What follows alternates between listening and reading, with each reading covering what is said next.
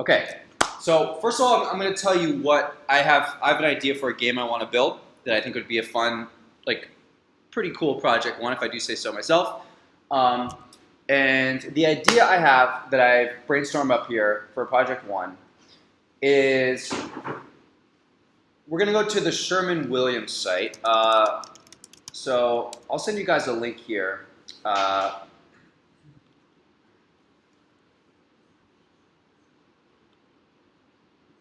Let's see here, colors by collection. Let's see here, top 50 colors. I don't like that. Let's see here. I'm trying to find some interesting colors here.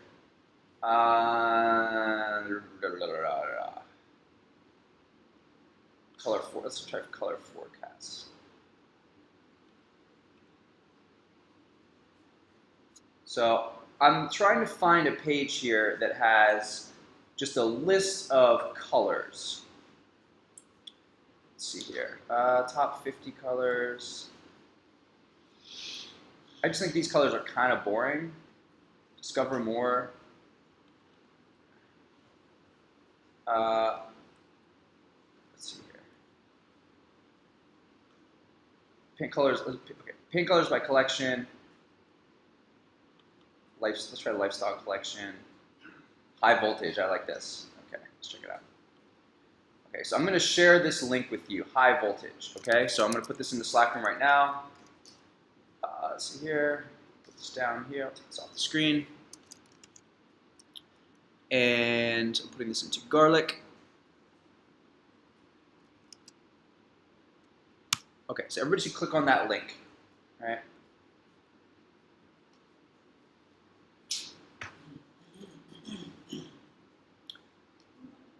So my idea for this app is we are going to give our users just the name of a color, all right, and then they need to guess what they think the color is. So we're not going to show them the actual color itself. We're just going to say, for example, Calypso, and then you have to use a color picker to pick what you think that color is, all right? And then you'll get, the closer you are to the actual color using RGB values. You guys have done RGB, right? Okay, so the closer you are to RGB, the essentially better score you get, right? So, and what we can do here for this Calypso is I can actually look at this, and if I go here, see how if I go color swatch here, it actually gives us the background color here, right? So it's not just an image, so we can actually just take a moment and pull some colors from this Sherman-Williams site, and then just make a little JSON object of colors, and their name and then their values. And then we can maybe have some random function that just picks a random thing, presents it to the user, and then they have to guess the color. And how I'm thinking they're going to guess the color is with, have you guys seen an HTML5 color picker yet? Probably not, right? Yeah.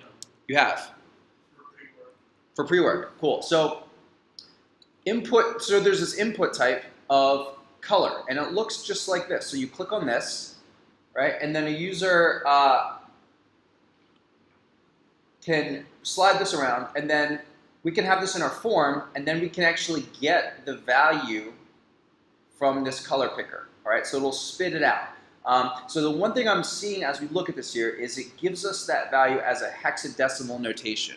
All right, so that's gonna be a little weird because we're getting a hex value from here, but looking over here, we're getting an RGB value. So we may have to think of some conversion to kind of convert one to the other so we can do our comparison between the user input and what we have. So, so that's a general idea I have for the app, right? Any questions about like the general idea?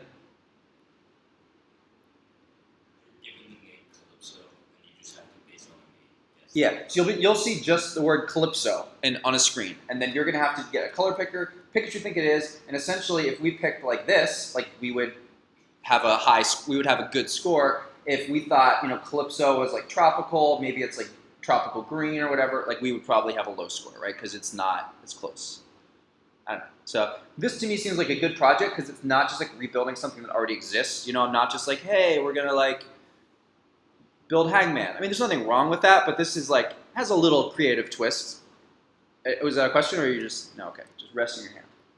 Okay, cool. So before we get started, what I'm thinking we should do is we're gonna do a couple things. One, I wanna get just set up with our Git repositories, okay, like you guys are gonna have to do. Then second, we're gonna break out into groups for a second, and I'm gonna have us do a little whiteboarding, right? Just think about what we need to do. Like, what are the steps we need to build to make this idea into a working app? Okay, so to get our things going, so now let's all start. This is the part of the code along we should all do together. Okay, so let's go to terminal. All right, I'm blowing this up so you can see it. And I'll leave the lights up since we'll be getting groups in a second. But so I'm gonna go, first thing I wanna do is I'm gonna CD into my desktop. Okay, so you guys should make sure you're in your WDI folder or wherever you're keeping all of your code, right? Most important thing about file management in here is making sure we have everything consolidated, not just scattered in downloads and my documents and desktop. Let's have everything together. So you should probably be inside your WDI Unit 1 folder. Okay, so let's make a, how do we make a folder? Make mkdir, right? So let's call it color game, something like that. Okay, so let's all do that. How do we change into the color game directory? So yeah, cd color game. Okay, so now if I pwd, present working directory, we see, okay, great, I am inside of my color game folder. Okay, so just thinking about a standard HTML application, what do you think we need as far as like files and folder structure? HTML. Yeah, so let's call it index.html, right? CSS. Yeah. Then let's touch. I think you can do this, right? Can we do CSS style.css? Does that work? Will it make a folder? No, it won't. So let's make dir CSS. Say what? Oh, you made the folder? Yeah. Yeah, so let's make dir CSS. And now let's touch CSS style.css. It'll work without changing into it. Because see how I did CSS / style? Yeah, so now if I ls, I see that CSS, and I could go into CSS and I'll see it, right? So let's make another, so I'll give everybody a second to just type that, make sure you have it.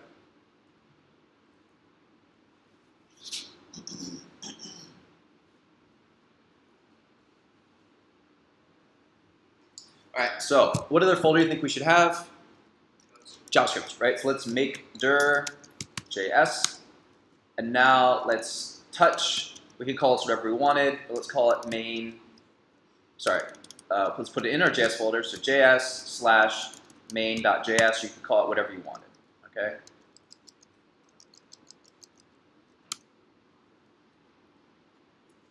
Okay. Now, how can we open this up in VS Code or whatever text editor you're using? Yeah, code.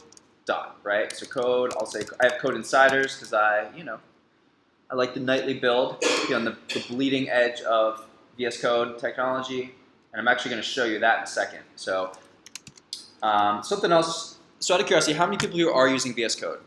Who's not using VS Code? Okay, cool. So VS Code has this new thing called VS Code Live that I was just experimenting with this morning. And I'll get you guys set up with that so that you'll basically be able to follow this live on your own, in your own VS Code. Like as I type, you'll be able to see exactly what I'm typing. And you can actually type too. That's the only issue is they don't have a read-only mode right now. So if one of you gets angry at me, you can just delete all my code and there's nothing I can do about it. But luckily, I'm going to be git committing with great frequency. So, when your moment of code rage happens and you delete my code, I'll just laugh it off. And I'll say, ah, ha, ha, I have everything saved up on GitHub. Trademark Microsoft, right? And that's actually kind of cool because like VS Code is put up at Microsoft. You log into VS Code Live using GitHub, and they're obviously going to continue this integration of the text editor and GitHub. It's obviously going to be all meshed together even further as they fight for developer mindshare. Okay, so over on the left here, we see the CSS folder, the JS folder, and the index.html. So before we brainstorm, let's get everything just like kind of started here. So how do we get all that template code for index.html? What can I type using Emmet? HTML5. Yeah, so I think exclamation point tab does it too. If you want to use one key, if you're a lazy coder is a good coder, as some people say, right? So that did it all, right? Oops. All right, so what do we need to do next? Let's change. Does anybody have an idea for the title of our game, the name of our game? First game. What? First game. Let's have it like a name that matches what we're doing. Yes. Guess color? Yes. Any puns like based on Sherman Williams? Like, no? Not familiar enough with paint industry. All right, paint. I like paint. Okay, how about paint? Paint it fun to play this game. Okay, we'll call it paint it fun. Okay. Paint addict. Paint addict. Okay. That sounds like you might be sniffing paint, but okay. We can call it that. Paint addict. Okay. Okay, paint addict. Okay, so what do we need to link this to? CSS. CSS, right? So how do we do that? I can type link here, right? Tab. Okay, and then what's the href we need to put in there? CSS dot CSS Yes. style. Yeah, style.css. And you're right, a dot will work, but you don't actually in this particular instance need it. You're not incorrect. What's the shortcut in Emmet for getting that? It's just link tab. Link tab. Yep. For almost any HTML entity or element, it's just the name of it and tab, right? So what else do we need to link up here? JavaScript. And where should we probably link that? Bottom. At the bottom, right? So let's do it right inside the body. Is fine. So, and what can we do for that? Script, right? And actually, I think there's a way to do this. I want to know that. Yes. See if you go script and then script :src. That'll actually give you the src attribute automatically, right?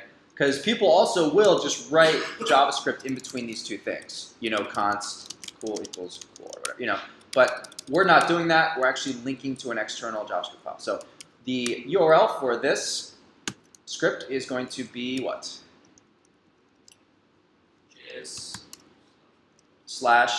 /main.js, right? Okay. So let's do a couple things just to test it works. Let's install .css. Let's say let's do something like body, background, black, color, white, and style.css.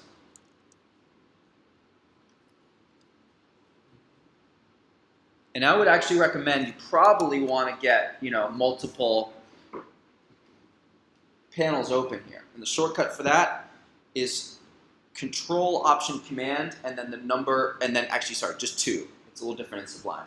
So Control Option Command, the three keys to the left of the spacebar, and then press 2. Yeah.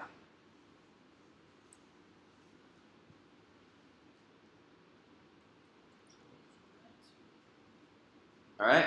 So save that. So what? I don't think it works. Control Option J2. Yep. Doesn't work.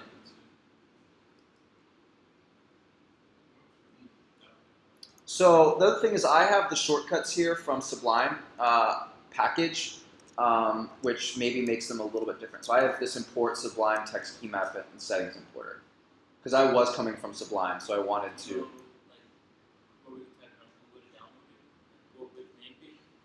Is this like a downloadable tool to make it separate? This is just a normal extension, right? So that's what's so cool about VS Code is it has this whole extension market. So all you need to do to install it is just go here and you just click install, and then it'll open up VS Code and install it. So if you want this plugin, I can just send you the link if I can get my cursor down here.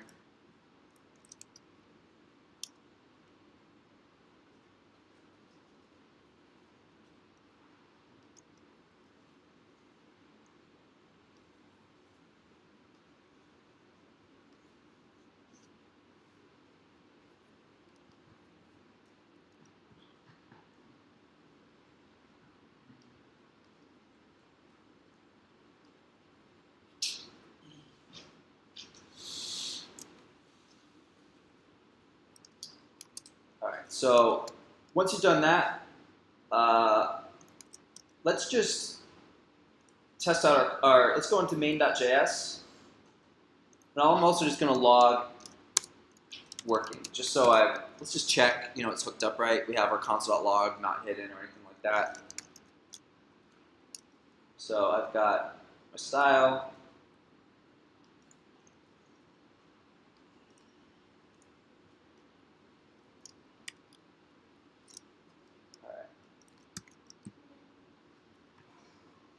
Okay, so let's open this in the. Everybody have something like this, or do you need another moment? Who needs another moment? Okay. So as people are typing here, so what we can do is you can right click and open in default browser, right? Cool. And now we'll see a black background. And I see working here in the console. Wait, did you want us to put that the color? Yeah, I would like you to just do this just to start. No, I'm saying when you open up your page, the color cycle came up. That was a little weird. It's a good question. It does the color input like a modal, and even if you switch windows, it still stays there, which is kind of weird.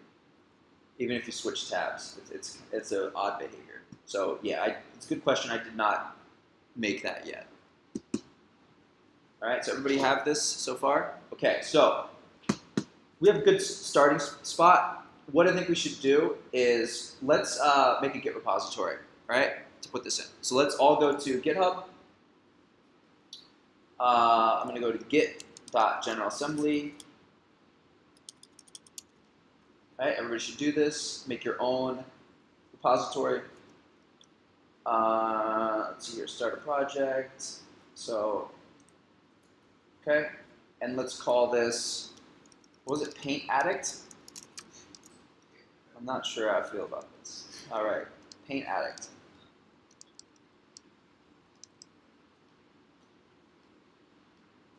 I don't like that. I'm going to call it like Paint It. I just made it. Well, call it whatever you want. You can call it whatever you want. I'm going to call it Paint It Whack. Like Paint It Black. Paint It, All right, fine. Whatever. Okay, so the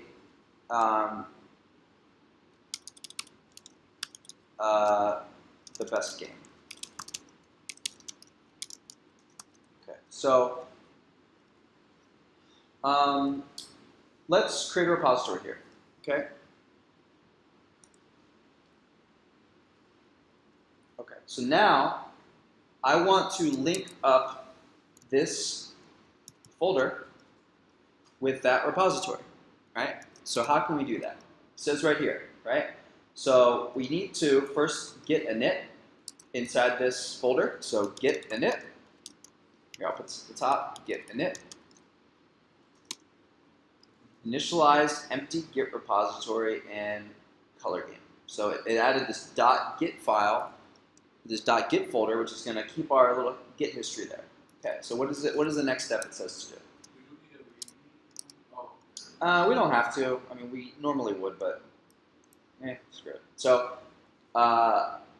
let's git commit a, git commit a, or dot, sorry, git commit dot. Oh wait, what is it? Git commit. Say what? Well, we need to. Oh, sorry. What did I do wrong? Yeah, I need to add, right? I ate lunch like a second before I got in here, so the blood sugar hasn't risen yet. So git add dot, right? Not git commit dot, git add dot. Now I can git commit m first commit.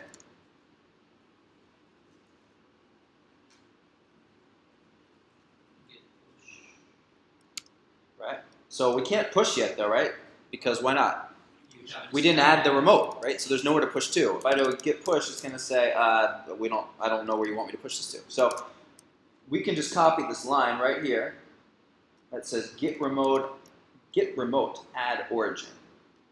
And this is adding a remote. We could have multiple remotes that we're pushing to, but this is just the one we're going to call origin. So we're saying, hey, we're going to add a remote, which is a link to a, in this case, GitHub repository, and we're going to say the name for that is origin.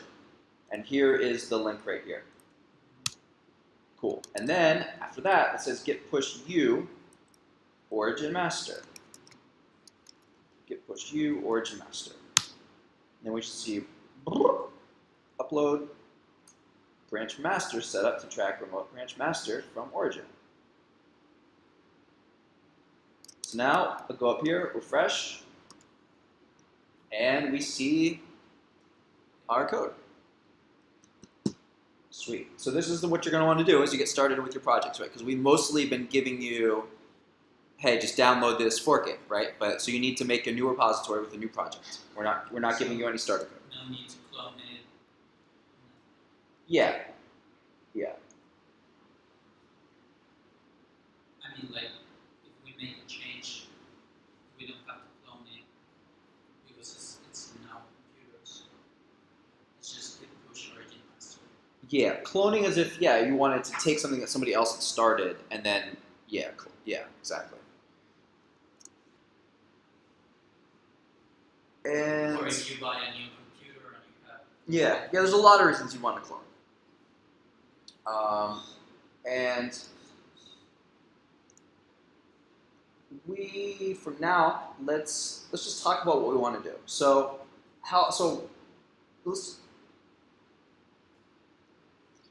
what I'd like to do, so everybody understands what we're trying to achieve, right? Like the general point of the game. So what I'd like to do now is do like 10 minutes of brainstorming, okay? I'm going to break you guys into groups again, okay? So here are the things I'd like you to think about as we brainstorm. So I would think like, in terms of HTML, what elements do we need in our HTML? You know, like, what is the user going to interface with? How are they going to select, you know, what are the different things we need, you know, based on the description? What text do we need to display? What user inputs? What do they need to interface with? All right? Based on that, I would say, let's think about what are some data, what are some pieces of data we want to save or we want to have in our JS.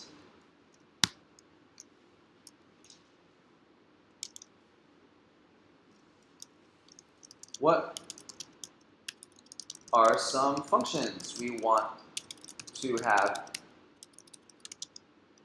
in our JS?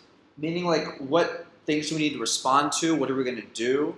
And think about, like, what variables are those functions updating? Like, think about it. It's a game. So what type of variables might we need to... Just think about the other games we've created so far. Like, what, you know, for Duck Hunt or the ball game, like, what are some variables we need to store, right? So one thing I definitely want to think about, too, is remember how I said I want us to get a random color that has, like, a color name and a color RGB value associated with it? What might that data structure look like? Because that's going to be one of the variables we need to save, right? And what's that just going to, like, what data types are we going to use to construct that big chunk of data that contains a bunch of different colors that we are able to choose one of them randomly and then have its name and its hex and its RGB value available to us, right? So, okay, and I'm going to put this under here. One in specific is what data structure for our colors that we will be selecting from randomly to show user. Okay, so I want you to think just along these lines. You may think of some other things too. So we'll break up and then we'll get back together and we're just going to sketch out some of the things we need to build. Okay. All right, so I'm going to stop the recording real quick.